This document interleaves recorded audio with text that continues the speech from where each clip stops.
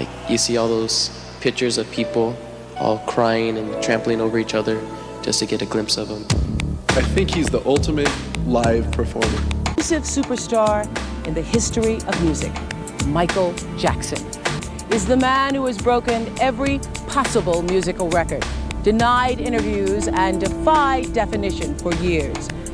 The camera light is on. 90 million people are watching.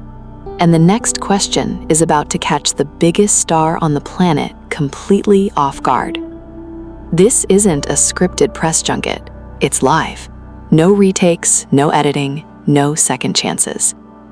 For most of his career, Michael Jackson gave the media almost nothing. 14 years without a single sit-down interview. But when he finally did open the door, some of the people walking through it weren't there to understand him. They were there to corner him. What happened in those rooms became some of the most talked about moments in television history. Not because Michael Jackson lost his temper, but because, again and again, he didn't. That's another stupid story. I love the story of the Elephant Man. It reminds me of me a lot. You know, I could relate to it. It made me cry because I saw myself in the story. But no, I never asked for the Elephant Man. Where am I? Okay, number one, there, as I know of, there is no such thing as skin bleaching. I have never seen it. I don't know what it is. Well, they used to have those products. For years, tabloids had run one theory over another. Michael Jackson was bleaching his skin because he didn't want to be black anymore. It was one of the ugliest rumors following him, and in 1993, Oprah Winfrey asked him about it directly, on live television, in front of the largest interview audience in American history.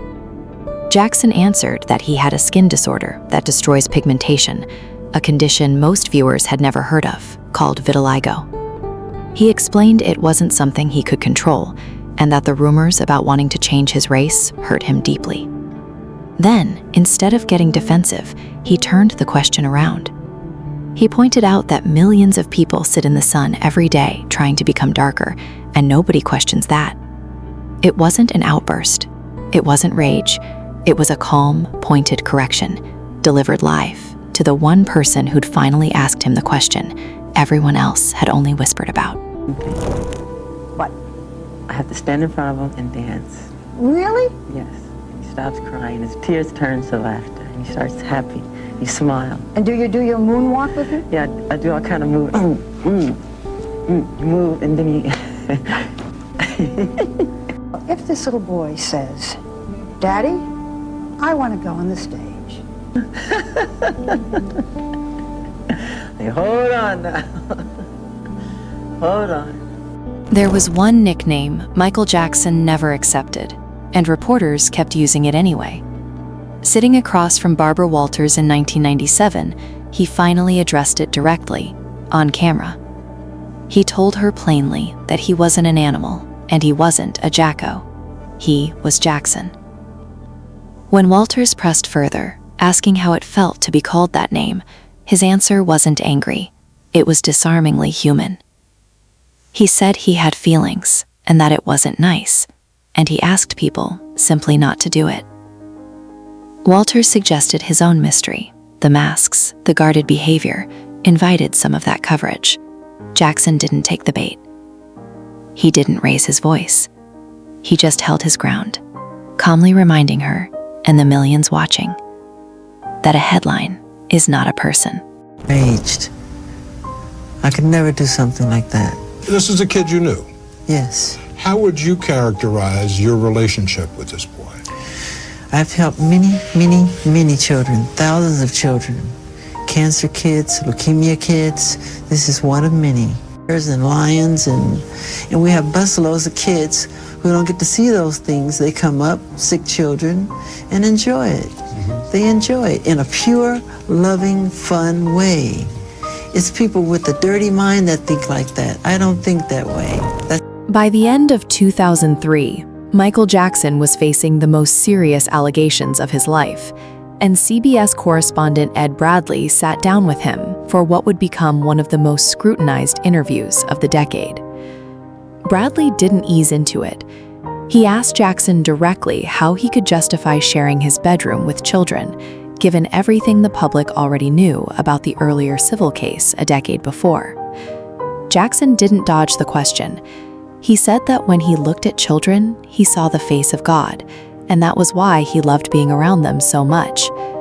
It was a striking answer, one that critics said didn't fully address the concern, and one that reporters replayed for years afterward. But watching the exchange, what stands out isn't deflection.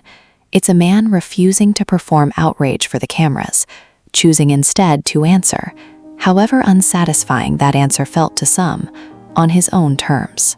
For most of his life, Michael Jackson has been in the spotlight, most recently because of what has been described as bizarre behavior that has now led him to be charged with sexually molesting a 13-year-old boy. If convicted, he could spend 20 years in prison. His arrest, his accuser, and the charges that have, for the moment, made his life a shambles. Bradley then turned to the arrest itself, the handcuffs, the mugshot broadcast around the world within hours. Jackson's answer wasn't rehearsed outrage. He said officers had manhandled him roughly, and that his shoulder was, in his words, literally dislocated. Bradley didn't back off, and Jackson didn't either. He kept describing the encounter in specific physical detail, rather than vague complaints, the kind of detail that's hard to fake and hard to dismiss. Whatever people believed about the case itself, this was not a star retreating behind a publicist's statement. This was Michael Jackson, live, refusing to let someone else write the story of what had happened to him. People believe a lot of crazy stories they read. Yeah. Some is true, some is not, and sometimes, but it's part of the work, you know. And then finally he has to yell, and a sigh of, yeah, leave me alone. Leave me alone, I'm not an animal. I'm a human being. I'm a human being. Do we as human beings treat people as animals too many times? I think so. Man's inhumanity to man, I mean, that's what war is all about. Sure. By the mid-1990s, Jackson had stopped waiting for interviewers to ask about the media. He started answering them through his music instead. On the album HISTY, songs like Tabloid Junkie took direct aim at the press that had spent over a decade building headlines out of rumor. It wasn't subtle, and it wasn't meant to be. Some critics called it self-pitying. Fans called it overdue. Either way, it was a rare thing in pop music. A global superstar using a platform built by the media to publicly call out the media itself, in front of the very cameras that would go on to cover the backlash. You see all those pictures of people all crying and trampling over each other to get a glimpse of them. I think he's the ultimate live performer. I don't know how anybody can dance like that. He's a great singer. I love him. He's a genius. He's the king of pop. The man is just tremendous. 2 counts of using an intoxicating agent, reported to be alcohol, to seduce the boy. What is your response to the allegations that were brought by the district attorney in Santa Barbara that you molested this boy? Totally false. Across 3 decades and 3 very different interviewers, one pattern kept repeating. Reporters searched for a reaction, and instead, they got composure. Jackson never needed to raise his voice to make his point land. He corrected Oprah with a single calm rebuttal. He corrected Barbara Walters by simply refusing to accept a name he never chose. He corrected Ed Bradley by answering the hardest questions in the room without flinching to camera. None of it erased the controversies that followed him for the rest of his life, but it did something else. It showed millions of viewers a side of Michael Jackson the headlines rarely had room for. Steady, deliberate, and never quite willing to let someone else control the story. If there's one thing these interviews prove, it's that the most powerful response to a hostile question isn't always anger. Sometimes it's simply refusing to lose your composure when the whole world is watching. If this look at Michael Jackson's most defining interview moments gave you a new perspective, let us know in the comments which moment stood out to you most, and subscribe for more deep dives into the stories behind the headlines.